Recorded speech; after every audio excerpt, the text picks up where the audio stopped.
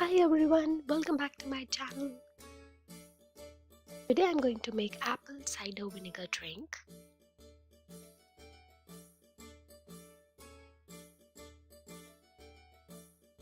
So we will require half cup of lukewarm water and apple cider vinegar.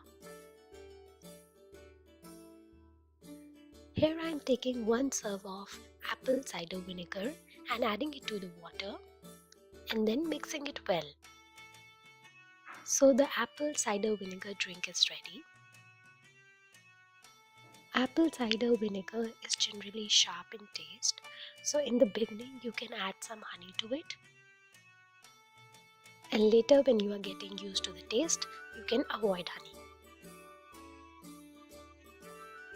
You can consume this twice a day.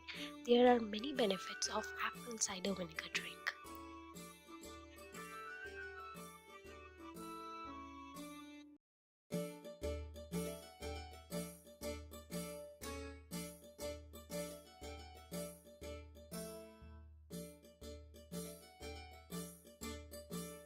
Hit like and subscribe to my channel and I shall see you again. Bye bye.